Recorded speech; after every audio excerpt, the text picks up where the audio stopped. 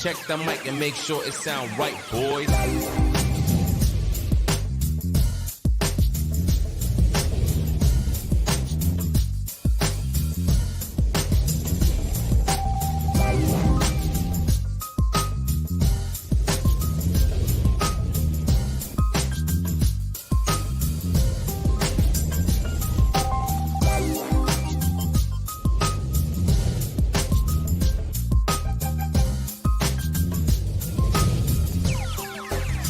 Sound right, boys.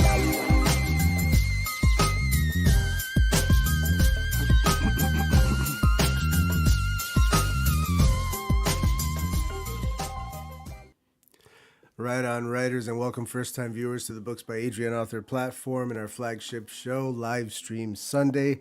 I am your host, Adrian Santiago. Welcome. If this is your first time, please leave a like, comment, subscribe, hit the notification bell, all that good stuff helps the channel to grow. Thank you so much for being here. This is episode 2 of season 4.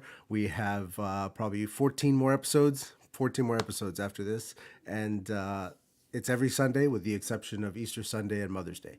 My guest today is author and military man T.E. Butcher. We're going to be talking about military experience influencing his fiction. Then we're going to go into the interview segment of the show. We're going to wrap things up with the live chat Q&A. So throughout the show, please leave questions for Mr. Butcher labeled with a Q as noted below. Consider joining the Patreon community. The link is down below in the description, and you get early access to videos as well as exclusive access to certain videos. And lastly, before we bring out our guests, we're going to be going over the comment of the day. This came from the episode of Typewriters podcast that we did with Robert Jones. The playlist for that is in the description below as well. The comment comes from Running to Write, who is a future guest on this show. And he says there was a fantastic alt-world story where Peter Parker, Mary Jane, and their kid are a superhero family. It's Renew Your Vows, and told some really good stories. The comment really sparked my brain because it made me remember the A Next universe. I'm not sure if that's what it's called, the Avengers Next universe, where Spider-Girl was premiered, and she was Mayday Parker, the daughter of Peter and Mary Jane Parker, and she wore Ben Reilly's uniform, who would technically be her Uncle Ben. So that's pretty cool. Anyway, check all that stuff out. That's good stuff. All right, I think that is enough of the riffraff in the business. Let's bring out our guest for tonight, Mr. T.E. Butcher.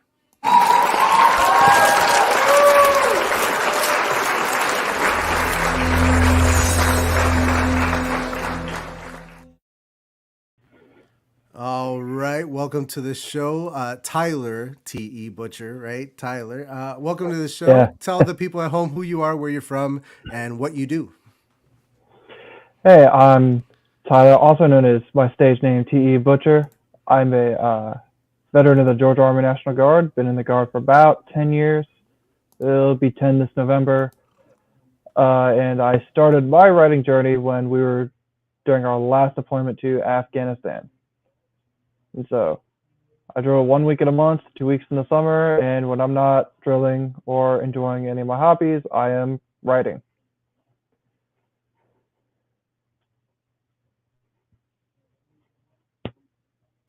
So active duty military man and author, doing both, right?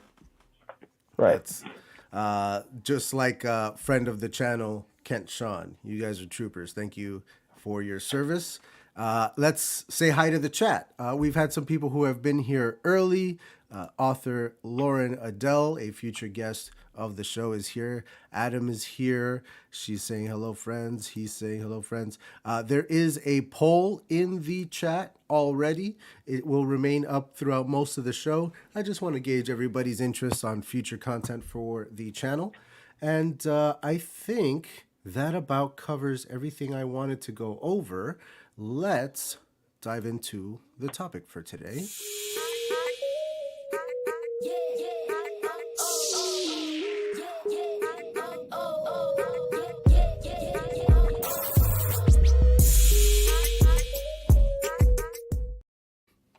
Oh, I wasn't expecting my song choice to like take over. That was awesome. All right, cool. So, topic for today is military influenced fiction, which is what you write.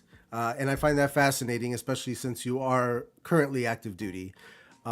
So I always wonder how much authors are putting into their work. So it's going to be interesting talking to you about all of that.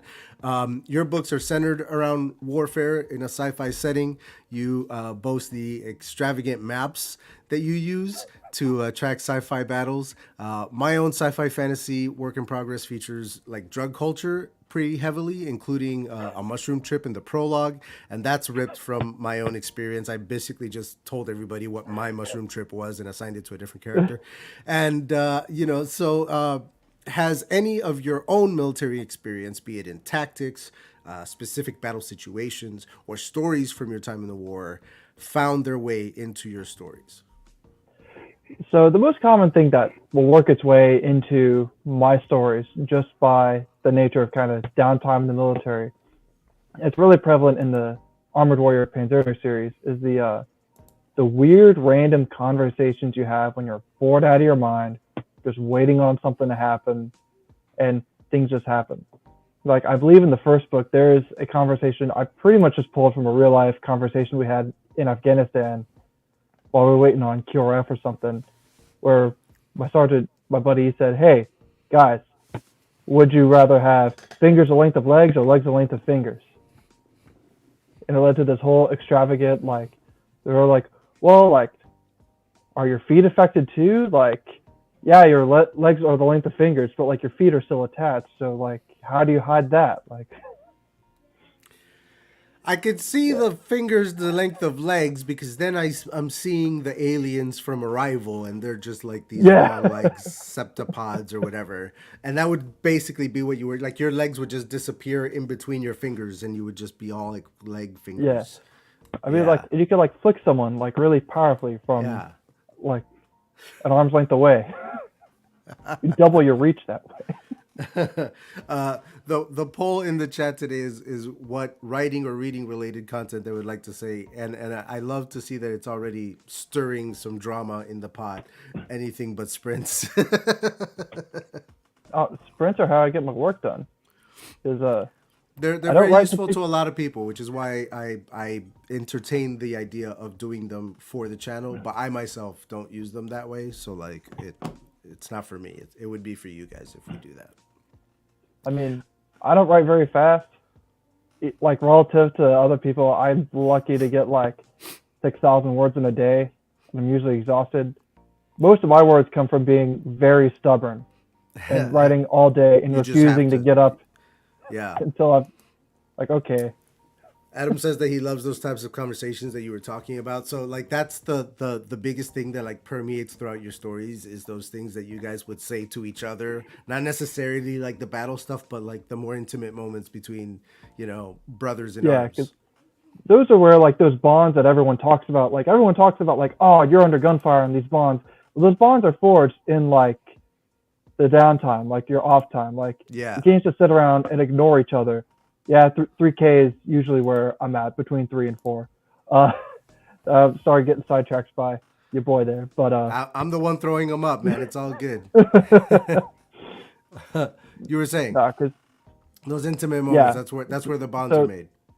So those bonds are made, and the real effect of this, of when you get into like the tactical side of things, like, people have, and I've only really encountered it like after like I got in and I started talking to people, and people think like military discipline means like this unwavering, like you just obey like whatever people tell you without question, and that is not at all like what happens. Because it's more Right. like, if we get into a situation where we get under fire, everyone reacts, and everyone knows how each other is going to react in any given situation. Like, Okay. we've already assessed the situation in any kind of like, because really there's only like, there's no complex like planning when you're being shot at. There's like, we're running away, we're Or advancing. you're shooting back. Yeah. We're either shooting Yeah. back or we're running for our lives. Yeah. Yeah. I hear you. Yes, you do, Adam. We all do. All of us have to up our game. All right. Like I said, I'm very stubborn. Yeah, that's the way to do it, though. That's the way to get things done, man. Like you just have to like beat yourself into submission sometimes. You know what I mean? It's bananas.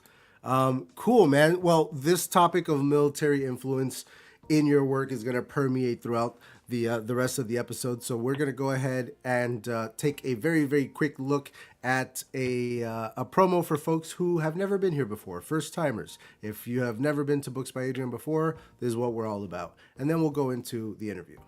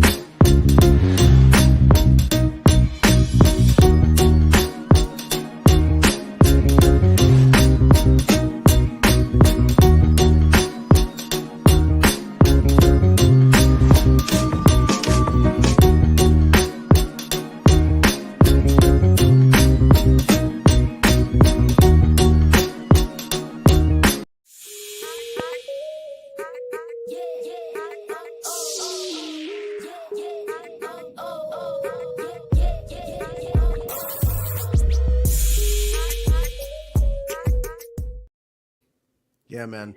It's a jam. It's a bop. All right, dude. Give the audience your elevator pitch for Armored Warrior Panzerter series. It's a mouthful. All right, sweet. So, you know Band of Brothers? What if Band of Brothers had giant robots? That's literally it. That's the elevator pitch. Most people are like, oh, I mean, most of the people I talk to are military, so they're like, oh, sweet, that's dope. Yeah, because then all of a sudden they're thinking about how they would have battles with, giant robots and stuff like that. Yeah. Awesome, man. Awesome. Dope. We're gonna get into our questions here. For anybody interested in the books that we are talking about, the link is down below. You can purchase Mr. Butcher's books here. Now, we're actually on a promo right now. Oh. So book 1 is free in the Panzerter series. The rest are discounted, and book 5 will be $2.99 until probably halfway through next month. Can we call that a Books by Adrian exclusive? Can I just pretend that you just did that? Yeah, we will act like. Look at what I bring to you, people. This is all because of me. Okay, say thank you and go get your free book from Tyler T.E. Butcher. You're gonna search for T.E. Butcher, but anyway, it's down below. You don't have this man is bringing the value. Yeah, that's right. That's right. You say, ooh, robots. Yeah, sometimes that's all you need to spice something up is throw some robots in there. And hey, Band of Brothers, dude. And the Pacific, whew. Oh. Good stuff. Good stuff. Take us through your writing journey. When did you start writing stories in general? So I started writing stories in general. I did a lot of the groundwork in Afghanistan. I had a lot of very different ideas I was kind of pulling from. At the time when I started in 2019, like the whole like mecha scene was kind of shallow on the ground. I mean, I don't even think the most recent thing I can think of is there was another Evangelion movie on the horizon.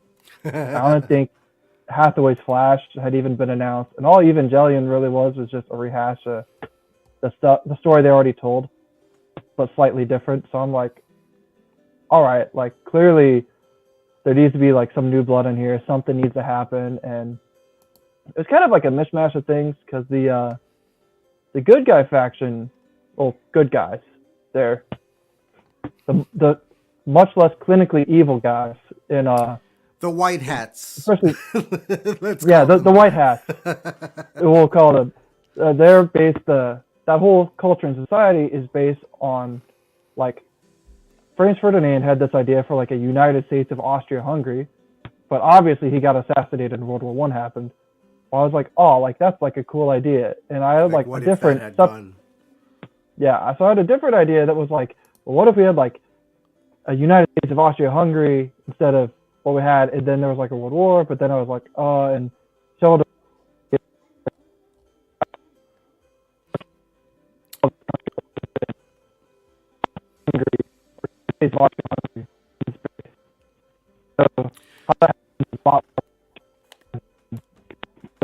So, we're kind of losing you. I don't know if it's your Wi-Fi or if it's your mic. It was really cutting out a lot during most of that. We got all into the hungry stuff, and then we sort of lost you. I heard space at some point. I heard the word space. Something, but Oh, sorry. It's definitely my Wi-Fi.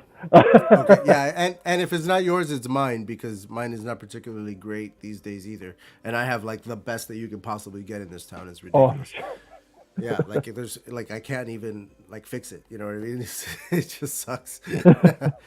All right. Okay. Well, let's see here. How soon after returning from Afghanistan did you begin working on these books? I know you mentioned that you were working, I guess, during as well. So like, take us through like the origin of Panzerder series. So the origin, I did a lot of like the beginning world building. Like I knew what the Panzerders were going to be. I knew what like the general.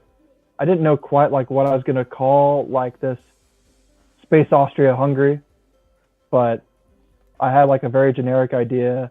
The original conception was very different.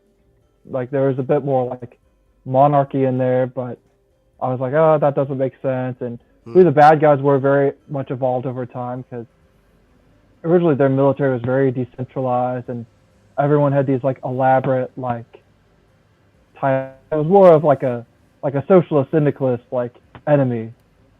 So there, of course, they wouldn't want to call people commander or like anything. So it would be like division director, like battalion director. But then I was like, this is too tedious, both for the reader and for me to keep track of all these different org charts.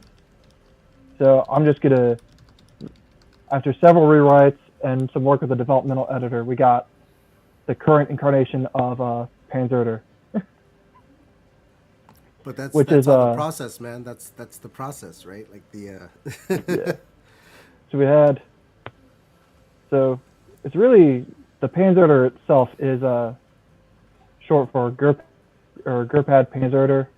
I think there's a little bit more to that, but it's essentially armor in German. I just kind of smashed it together because I wanted the mechs to have something unique. Like I didn't want them to just be called mechs. I didn't want them to be called, because you have like mobile suits in Gundam. You have battle mechs and BattleTech. Like I wanted something to have you got to make it your own. You had to put your own like twist on it, your own spin on it. Yeah. Yeah, for sure. And kind of the dynamic of the title came from like all those like older real robot anime. Like you had your Mobile Suit Gundam, your Super Dimension whatever Macross. You had Votons or Fang of the Sun Dogran. They have like that certain rhythm to it. So I figured like Armored Warrior Panzerder kind of. I mean, I think Armored Warrior has been said twice in the entire series.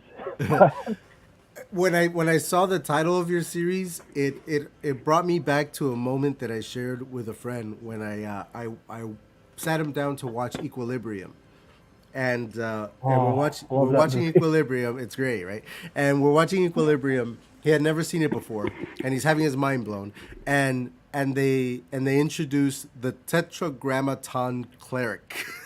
And when they say the Tetragrammaton Cleric, he goes, seriously. "Oh, yeah." He's like, "Oh, that is the most sci-fi shit I have ever heard in my life." The what? The Tetragrammaton Cleric. So as soon as I read the title of your series, it just was. I was like, "That's the most sci-fi thing I've ever heard." I have no idea what a Panzerder is. Let's go. Like, let's just dive in. That is sci-fi as hell, man. Like, let's do it. He's looking through your covers right now, and he's loving your covers, which is a good segue to my next question. Explain how you are releasing these books. A lot of folks today are chopping up big novels into smaller novels. Other people are just writing shorter novels very quickly. I've noticed your release schedule seems to be very quick for somebody who is as busy as you are. So take us through this. Like, how are you doing this, and how often? Well, like I said, I'm very stubborn. So, so it's actually changed because my original plan was to release book 1 in August of last year, and then have book 2 in September, book 3 in October, and just rapid release, like, because I planned on having most of the series built up, and I would finish the series by this April. That didn't happen because of a few things. Yeah. So my wife saw me like come home and do all this work like on these books, and she kind of wanted like something in her hand. Oh, sure. So it's kind of like a proof of concept. I jumped the gun on the first Panzer book and released it last April, further ahead of schedule. And then I had book 2 like staged and ready to go. So book 2 came out in July because I was like, well, it's done. I might as well give them something. And so when book 3 finally came out, I was on our second set of COVID orders. Our first set was pretty chill. We just rolled around in a van with the boys and cleaned nursing homes until we had to respond to riots. But that's besides the point. The second set was running the vaccine site, and that wasn't run by my unit. It was run by like GEMA and like a bunch of other organizations. That it was a lot more. So you guys were like backup or something? You were like like second tier or Well, something? it was a lot more tedious than it had to be, because like we were at the site doing like 16-hour days and having to drive like 2 hours either way, and there were a lot of ways that could have been made simpler, easier that GEMA just didn't. So by the time like I was finished with book 3, I was exhausted mentally, because this book, I was only supposed to write this book in like a month, and it ended up taking like a few months longer than it should have been. So I took a break and wrote Homeworld to get my mind on something else. Right on. And then I went back to Panzerder, and now I have the release schedule that I do, which is all chaotic every other 2 books a quarter, 1 Panzerder of some kind, 1 Homeworld War. That's bananas. It just seems like they're just coming out like one after another, and I'm like, oh my god, I haven't even read the first one yet. This is crazy. I wanted to take a moment to say hi to Barrett. I'm sorry, Barrett. How you feeling, buddy? I hope you're doing better. Sorry to cut you off there, Tyler. What were you saying? No, you're good. The Homeworld books are shorter, just because I'm like, I haven't thought about this world as much. This is essentially like my practice. I'm not like nearly as invested in Panzer, and most of my audience, they're like, really? I couldn't tell that, because I was like, oh, sweet. But then like by the end of that first Homeworld book, I was like, dang, I am ready to get back to the Panzer stuff. Yeah, every time that I pause work on my novel to crank out a short story for something or whatever it is, I always like come back to the novel going, oh my god, I was away for like a second, and I'm like jonesing to get back in. You know, that's crazy. You gotta love it. Okay, how many books are still to come in this series? So originally this series was going to be one like about 8-book series, each book about like 140, 160,000 words. And it was going to cover like, it's going to follow characters that were in space doing stuff. It was going to follow characters on the ground doing stuff. After some rounds with the developmental editor, talking it out, because I had like a guy on the ground perspective and like a grand like political perspective for both sides in both environments, she was like, there's a lot going on here. You could probably just divide this into 2 series. So the main Panzer series, which I'm probably going to call Writer's War after the main character, okay, follows the war on the ground. That one more book is coming in August, and that will complete that part of things. And it won't really spoil the second series, which will follow the war in space and also be 6 books, following a different set of characters with a different set of objectives and battles, and in a different environment, because space battles are a lot less. It's very different from ground battles, and some of it's going to be kind of Star Wars Gundam-esque, which the irony of like kind of in Gundam, mobile suits were like a space weapon that became a ground weapon, whereas in Panzer it's reversed. The Panzers were originally intended for urban combat in like Middle Eastern cities, and they became space weapons because some Japanese guy, reference there, Easter egg there, realized that, oh, because a humanoid machine can swing its limbs, it can turn without any fuel in space, and it can push off of things. Which for anyone, because there's always those grognards that are like, "Oh, mecha design are unrealistic and stupid." It's like, well, in space they make a lot more sense than space fighters. So Yeah, like maneuverability and able to grab and move and push. Like, yeah, yeah, they it can makes absolute sense. Yeah, grab onto a ship and hack it to pieces. You haven't expended any ammo other than the fuel that you used to get there. damn, it's a hell of a way to sell this book. Okay, this is cool because in my own book, my own series, I've got a planet and I've got like a moon-sized space station that's like, the city where all the humans live, and I struggled with showing both and what was going on both in one novel. So I started with the first novel, just focusing on that space station, and then at the end of that book, characters split into different storylines, and some stay there and some go to the planet. And then so in the second book you can have both going on. You're familiar with the first world, now you're discovering the second world, and you have something new to look into. So that's how I went into it, rather than splitting them apart altogether. It'll be interesting to see the same like wars going on in two different series, just like two different sides of it, the space and the ground. That's bananas. Yeah, the space aspect does have because there's like the Mars sphere, which is essentially just Mars, its moons, and the Lagrange points that from that.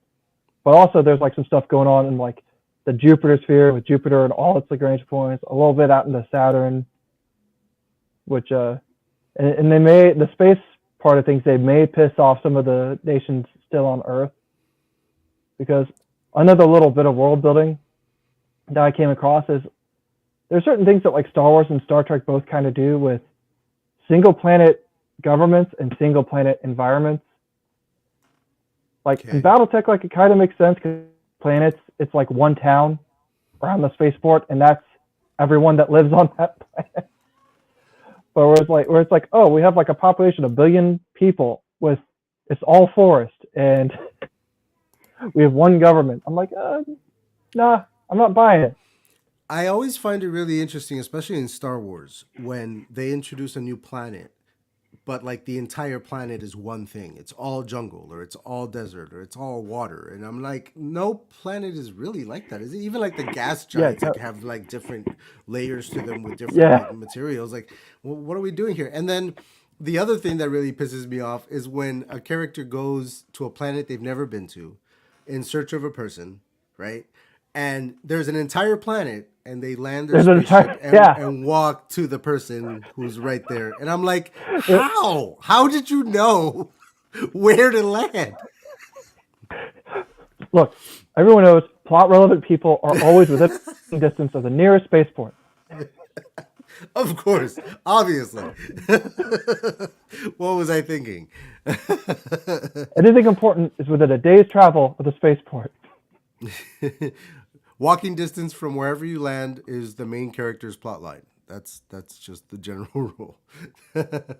Planet of Hats. Yeah. All right. I would also like to say hello to anyone watching on Facebook. I just noticed some likes on the Facebook side of things. That's something that we're doing this season, is we're doing it both on YouTube and Facebook. And so I don't want to neglect our Facebook folks. What lessons have you learned in self-publishing books to Amazon and this whole process? Like, what's the big lesson to learn? It takes one review for someone to complain about editing before you're like, I am never self-editing ever again. I am hiring a copy editor right now. And I'm so thankful for that, because not only did I get an editor, I got a friend, because Erin is one of the funniest people I've ever met. It's the best when you gel and you can work with each other. Yeah, she writes more in like, I don't know how to describe her books. And I'm going to show her a little bit, because she's also an indie author. But she writes a little more like in a sci-fi romance piece. And I think it's cool that she wasn't really into like military sci-fi, but I was still able to get her like engaged into the story. She's like, I always see her little comments like, so help me God if you kill this character, or like, how could you? Or like, oh, I see this character here. They're probably going to die, aren't they? I'm like, she's funny. That's funny. My sister does something similar to that. She'll put like her basically like her reactions or like it's almost like thought bubbles. You almost find like thought bubbles in the Yeah. margins where it's like, wait a minute, is this the same guy as before? Or and she's not asking me, because it's something that I'm reading after the fact. She's read the whole thing by the time that I get to it, but she's just writing it down because it's like stream of consciousness. Like, oh, this was really like, or if she laughs, she'll put like actual LOLs in there. Like this actually made me laugh, and I'm like, okay, that's good. Gauge my comedy There chops was and all that.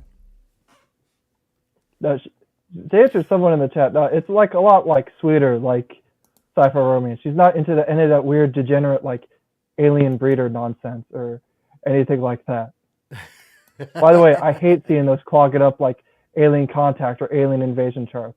Because I'll see like, oh, let's see how Homeworld's doing. I'm like, taken in by an alien overlord. Get out of here. Get that nonsense out of here. My God, it's heading for that massive black hole. That's funny. For anyone with a wrench in my chat, thank you for jumping on the bots. I'm getting so big that I have bots now. That didn't. That didn't sound like too much That of a didn't take brag. long. Yeah, just a little brag. That's all. It's just a little brag. Okay, so what will you do differently in publishing your future books? Are you still just gonna go the Amazon route? Are you gonna try something new? What are your plans for I'm your probably future gonna books? stick to Amazon routes. Speaking of covers, I'm probably gonna have the covers redone at some point because I wanted. Oh, so we're making phrasing a thing again, huh? I love phrase Archer. Are you kidding me? It's the best. I love Phrasing. Archer. It's made in my adoptive home state. The Nice. the So you were saying. lost the train of thought. Yeah, I would say I'm probably gonna have some concept art done up of like each individual Panzer and each individual like spaceship or like uniform or flag, so that across Nice. every cover for everything that I ever do, it's all consistent and all goes into one thing. I'll probably like put like pictures or something in the back at some point and maps. Maps are another thing because I feel like I'm halfway decent at describing where things are relative because I'm real big on using cardinal directions and describing things over and over. But like the maps that I use for my reference, I would never put that in a book because it's just some like crudely drawn like here's like the Well, vague yeah. shape of the continent, here's where everything is. See, that's for like after you're super famous, you publish like a coffee table book with like pictures of your notes and scratch, Yeah, sketches or and like a maps and coffee all that or like stuff like that. For when you're for this super coffee famous. table like World War II books, but it's like the Red World War or whatever. Yeah, there you go. See, I'm marketing for you. Speaking of which, how does marketing factor into your book releases? What have you been doing? What are you going to be trying next? We're always trying to learn about marketing stuff. So I recently adopted the author Unleashed guy, Robert Ryan. I recently adopted his model of doing Amazon ads. And so far that seems to be working when I apply it appropriately. Sometimes I forget like some key things like, oh, if it's got 1,000 impressions but it doesn't have 10 clicks and it's not converting, then kill it and so you don't waste money that way. That makes sense. Uh, there's some like other like probably indie things I could do better because mostly I've been relying on promo sites. I've been using BookFunnel, but I got people that just want free stuff from BookFunnel. So I'm like, I need less of those. I need more people that are going to be like fans Yeah, and hopefully super fans we'll get there. of this. We'll all get there. I didn't do I didn't come and do interviews on YouTube before, so I guess that's new. That's a step in the right direction, man. That's a step in the right direction. Okay, cool. So let's see. I already know the answer to this question, so I'm going to skip it. Okay, so one thing that is universal in all like war epics and war stories is that despite all the horrible things that happen, you have like those bonding moments that we were talking about earlier. So with so much horribleness and darkness involved in war, I'm curious what is the fondest memory that you have from your time away. at war? Oh, there's funny you say that because we actually had a squadron ball last night, and we saw like we put on our fancy dress uniforms, and I saw like all of the people that I'd seen for years, and for some people that was the last thing they were doing with the army. They're about to get out, and there's just so many like it's hard to just define like big particular thing. It's just a thousand little things, a thousand little fond memories. Like oh yeah, I remember when we were hating our lives, sweating in the truck, and our driver just turned into like the most epic DJ ever. He had like the perfect Spotify playlist for everything. And it was he would have like Maroon 5 on 1 second and then like Beyonce or something, and then it would just bounce around from genre to genre, and you'd be like, oh man, we're bumping out here. Yeah. Perfect. I hear that, man. Those little moments, those cool dudes that you run into that just make whatever moment that they're living in fun to be in, you know, right? Like that, those people that it's just infectious to be like, oh, okay, everything's cool. We're cool here, right? Yeah. And so some of it is like moments like that. Some of it's like our reunion with buddy went through like some socks together. Like my best friend in probably the entire world. When we were both specialists, we were walking around to the swamp for an XETC. And I fell into a hole. Like I'm a pretty tall dude. I'm like 6'2", and I fell into a hole that was about like chest height for me. Whoa! And so my buddy, if my buddy fell in there, he would have just vanished. And this is in the middle of the night. Able to get out. Yeah, that's bananas. Yeah, I would have just lost him. I'd have been like, "Hey, you there?" And just wandered off looking for him. Whoa, man! Yeah, it's just like your head sticking out of a gopher hole. Like he's in front of me, and I don't know. He like walked through a plant. It is like dark out, so we can't really see anything. Like there's overhead cover. Our night vision isn't working, so we're like, all right, whatever. I was like, I'm not walking through this plant. There's like thorns and stuff. So I tried to sidestep it, and I fell into the hole that he avoided. Like he just heard me grunting like some mud, and he was like, "Butch, you all right?" That's funny. They call you Butch. Yeah. When I first booked you as a guest, I couldn't stop saying Bucha, like Billy Bucha from for the boys. Billy Bucha. Need to get my channel up and running. Yes, you do, Adam. Or not. Do what you want. But yeah. You know, I'm not your mother. All right. Where's my questions? Here we go. No. Are there any tributes to fallen comrades or any other friends in your books? I'll preface by saying that I asked this because I myself like to put my friends or people that I admire into my books, but like conceal them a little bit. It's kind of like a Where's Waldo kind of situation. I want you to find them.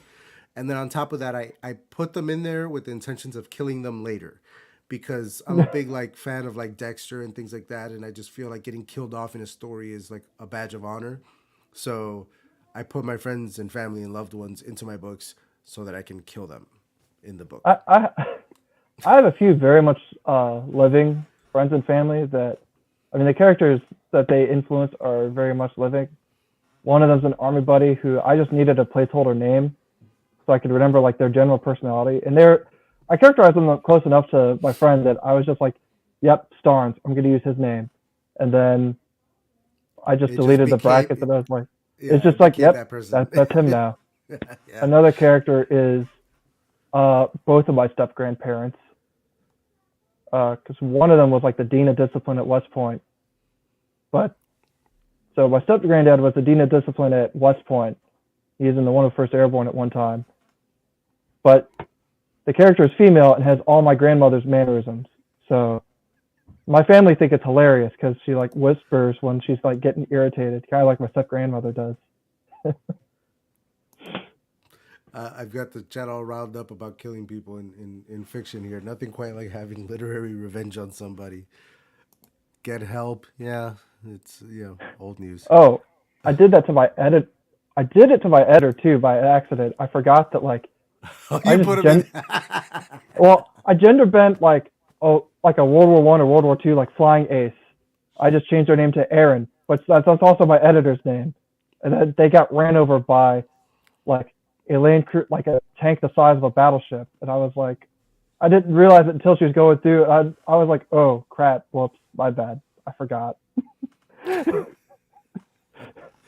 Now, are there any other like Easter eggs or like special things that you like put in your book that you hope people find? Don't give away all of. I'm just asking for like an example because like George R. R. Martin has famously hidden the Three Stooges and like other like sports stars. There's a football player somewhere in there who's like one of the Giants, I think, and so like it's part of the fun of like looking for like where are they. He doesn't ever name them, Larry, Curly, and Moe. You just have to like find the three characters that represent the Three Stooges in the book as an Easter egg. So what about you? Like any like fun little Easter eggs hidden throughout your books? Even though I am a very proud Cleveland Browns fan, there is a Seattle linebacker who is in charge of a division charged with defending like his position.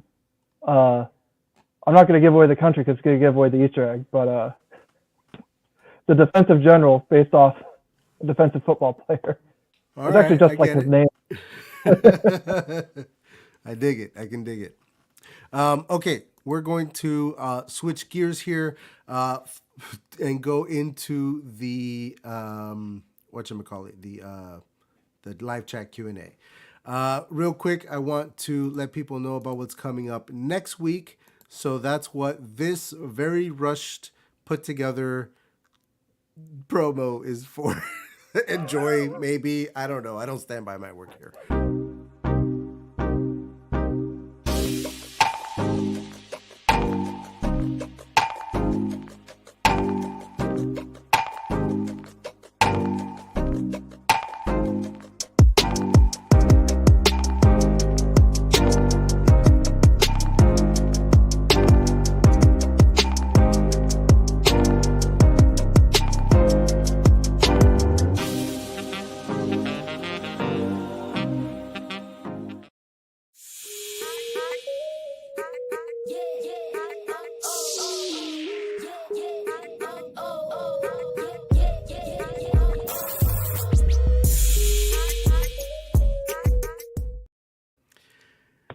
So that was supposed to be sexy, I think. Yeah, I did my best. I don't know. I did my absolute best with what I had, okay? All right, let's start with the first question from Adam. Thank you for your service. Good way to start it out. Thank you, Adam. Did you plot out the whole series? Any advice for someone trying to plot a long series like this? So I did and I didn't, in a sense. I had like some very generic like plot beats, or like I knew what was going to happen. Like I was like, book 4, the tide of the war is going to turn this direction. Book 5, like we're going to have like this kind of battle, and that's going to be the climax. We're going to end book 6 this way. Advice for someone trying to plot a whole series, I would say, I mean, do you? I mean, that'd be... Maybe it's something to invest in. My partner's in the chat. What do you think, buddy? You're the one guy. I mean, hey, it's one way to market. But yeah, advice to someone trying to plot a series, I would say don't. So this kind of goes back to like my general way of planning. Don't. Is I wouldn't try to put every single plot point ever. If you're trying to plot a series, I would just have like generically, what does story A need to be? What does story 2 need to be? What does story 3 need to be? What does story... Because I was like, books 1 through 3, like, the momentum of the war is going to be this way. Books 4, 5, 6, it's going to be this way. Because it's not just like... I didn't necessarily plot the whole series, but I did plot the entire war, which probably took more energy than writing the actual books, if I'm honest. Sure, yeah. There's too prepared. You can be a little too prepared to write your series. Maybe don't go down the whole rabbit hole like that, right? Yeah. I mean, I did some of that because I would be like, if I have like spin-offs or something, I want them to fit with the wider like narrative. I wouldn't want like, say if I wanted to write a short story about some little like some guys defending these islands, I wouldn't want what they do to conflict like and then you have like timelines for things like, oh, at this time, this vehicle is coming to service, this Panzer is coming to service, this is becoming more common. We're starting to do this as of this point, but it would have gotten like the actual like evolution of the military, like things available to them, the technology and the weaponry, just advancing along with them, huh? Uh-oh, did we lose him? It was fun while it lasted. Goodbye, Tyler. No, he'll be back in a second. Let's he said let's do it. All right, let's start a wine company. Let's do it. I like red. Let's see. Richard, go home. Get out of here. Amelia, hello. Where have you been, Amelia? Where have you been? Where's the what? Okay, all right. Sorry, everybody. Hydration is important. All right. He does need a spreadsheet. So while we're waiting for Mr. Butcher to get back, let's close up the poll. Well, actually, now that we've got some new people coming in, go ahead and answer the poll very quickly if you haven't done so already, folks. And I will wrap it up. I'm also seeing new questions for Tyler in the chat, so I'm going to star those to get back to later. Alrighty, that new star feature is very handy. Okay, let's see. Everybody had a chance to vote?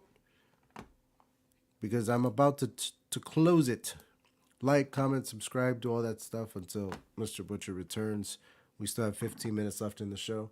All right, closing the poll, and results are incoming. Here we. Where is it? Ah, there it is. Okay, I'm copying. I am pasting. And all right, 57% said book club, 42% said workshops. Nobody wants writing sprints, and nobody wants RPGs. So it's between the workshops and the book club, and the book club is in the lead right now. Interesting, folks, very interesting. If you did not get a chance to vote, sound off in the chat with your opinions. And if you're watching this on the replay, please leave a comment down below with what reading or writing related content you would like to see on this channel in the future. And if it's not something listed there, by all means, just tell me what it is. You don't have to be beholden to those 4 options. In fact, in the chat, if you have ideas about that, you can go ahead and do that. You need to start the interpretive because of the music. Oh, hey, it's kind of like boring in here, isn't it? Let's get some music coming. Mr. Butcher is returning. I'm going to have him back in here in a sec. Let's do the dance pop, because that's going to totally be dance pop, right? Oh, there we go. I'm very sorry. I don't know hey, if that was buddy. on my end or what. Well, I was still going, so it must have been on your end. Yeah, it's got to be your Wi-Fi, man. It's all right. It's all good. We roll with the punches here. I closed the poll while you were gone and went over the results, and the book club is in the lead. And I was afraid of that because I don't have time to be reading as many books as I would like to be. So yes, I know. I get it. All right. Hey, Chris is here. What's up, buddy? Welcome. All right, let's move on to the next question. Now, part of this you already answered. The first part is, what is your tool for releasing books so quickly? Now, you've spoken about like kind of the flow that you got into and the relentless nature that you sort of adopted for yourself as a writer. Any other particular tidbits or tricks that you employ? Yeah. So having a good outline, because I am a planner. That's right. Pants only a little bit, Right. and but I need to know exactly like how many scenes do I have, about how many words do I need to have, what emotional beat am I going? I don't plan that much. I plan, but I don't plan that much. That's I'm very like, military minded of you. I'm like, what emotional beats do I need? What does this need to be an action scene? Does this need to be? And usually it's pretty easy for me. It's action, action, action, action. Need question, action, action, action, action. I can get behind that, man. I can get behind that. Who are your sci-fi influences? So my sci-fi influences, that's a lot. It really comes from all over the place. I would have to credit my dad actually for getting me into sci-fi to begin with, because when I was maybe like 4 or 5, he went out and he got like the original Star Wars when it came out on VHS. He let me watch like Toonami and stuff, which got me into Gundam. I remember watching Aliens with him and like some of the older Star Treks and Godzilla, like Mystery Science Theater 3000. As far as like from a literary perspective, I love Mystery Science Theater 3000. I'm a huge fan. I love that. Love that. The Especially the Mike one.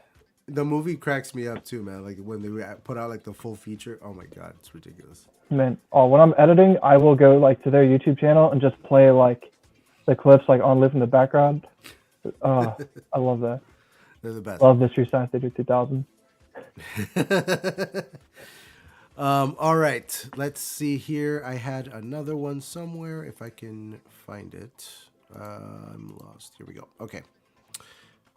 When writing action, how much information is too much, and how do you remember where everyone is during battle? Ultimately, how do you plot your action sequences? And in your case, they're battle sequences, right? Yeah. So for action / battle sequences, I typically have. So there's a few different. So I read a few books about writing fight scenes, and I have some agreements, some disagreements with them. If you're like directly engaged, if you're like hand to hand with someone, you're not going to be looking around seeing what everyone else is doing.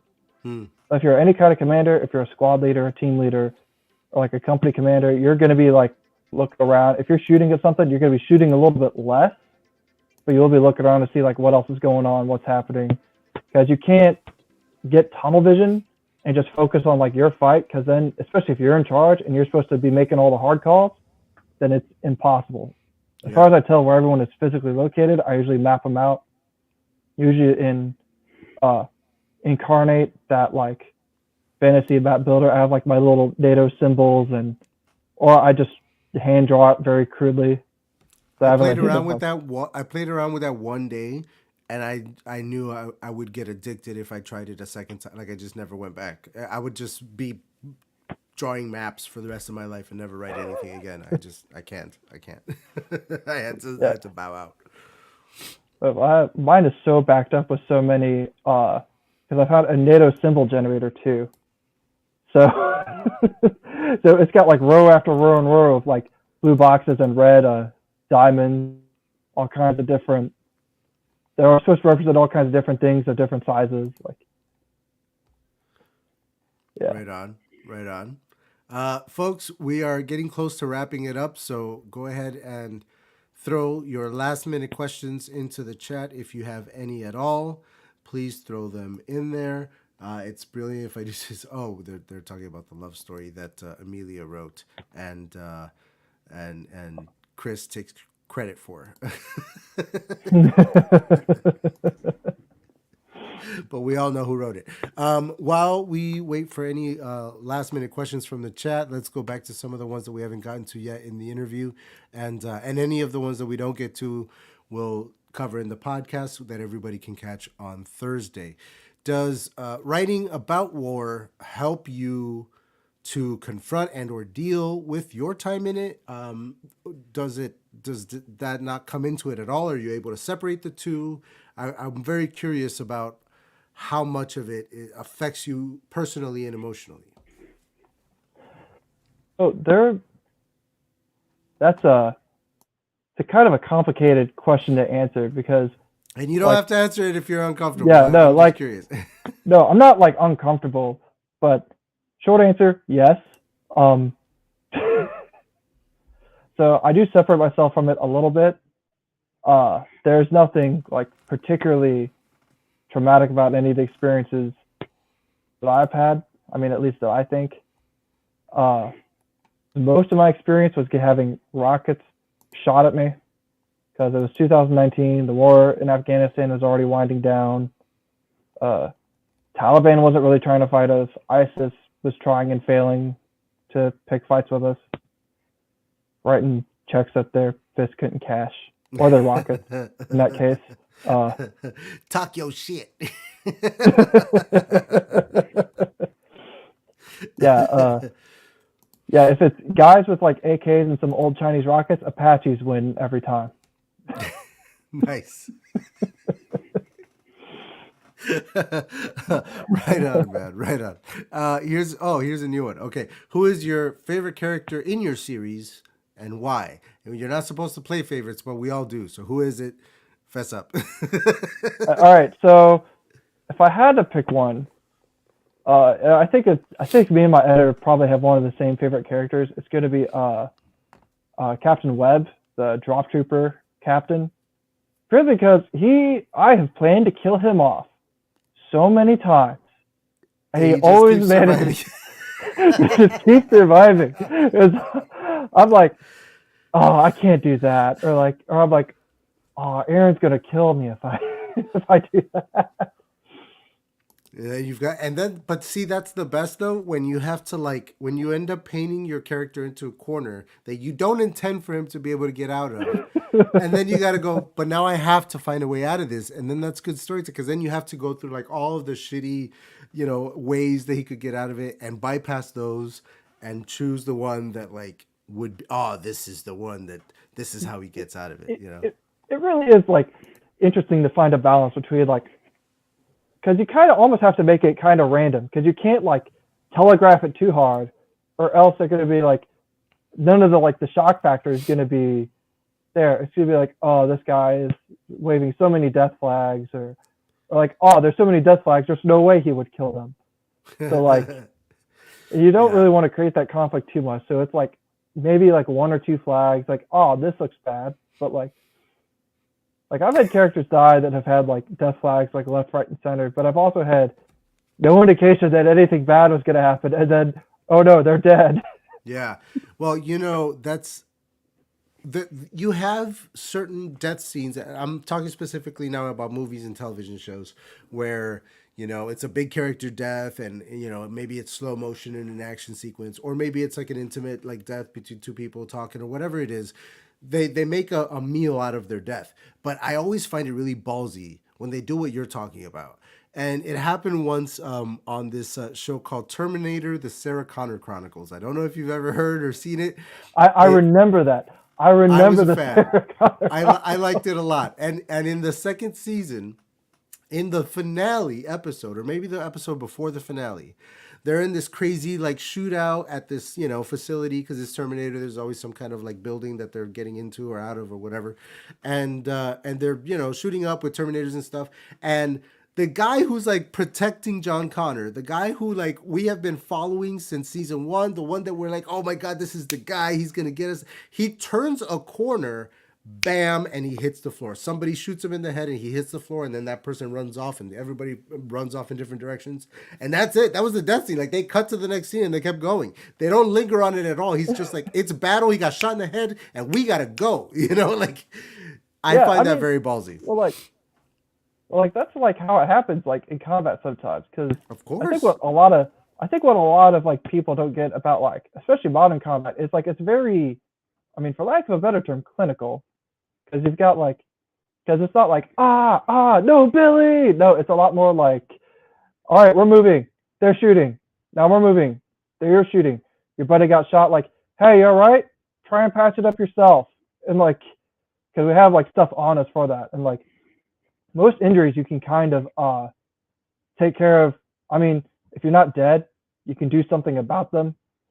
If you get shot in the leg or shot in the arm or something, you can put a tourniquet on yourself. I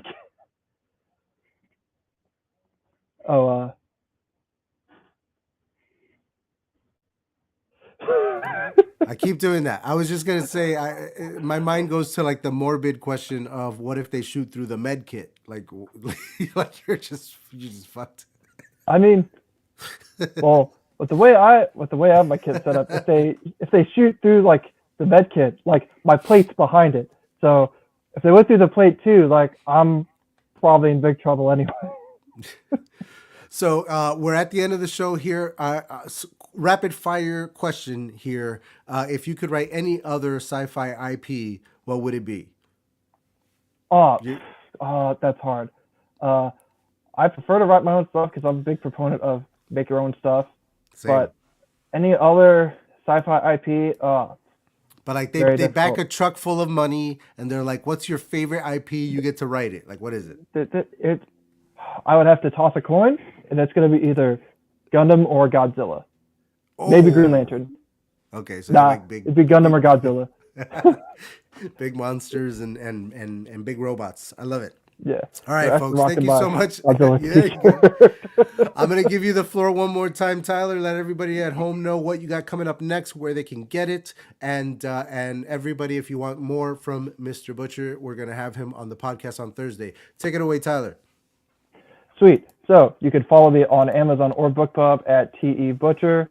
I just had the 5th book in my Armored Warrior Panzer series release, Armored Warrior Panzer Grim Harvest. Next month, we'll feature the next book in my Homeworld War series, Homeworld United. And you can follow me on Amazon or BookPub or my Facebook page for any updates. All right, beautiful. That was you're a pro. Like you do this every day. So good at it. All right, everybody. This is my first time. That's what I'm saying. That is exactly what I'm saying. All right, y'all. Thank you so much for coming. Stick around on the channel. This Thursday will be the podcast episode featuring our very guest here. And then the following Tuesday, we also have a new Breaking Bad episode coming up. So stick around for that. Join the newsletter. Do all that good stuff. Like, comment, subscribe down below. Don't make me come for you because I will. All right, everybody. Thank y'all. And we out. Yeah.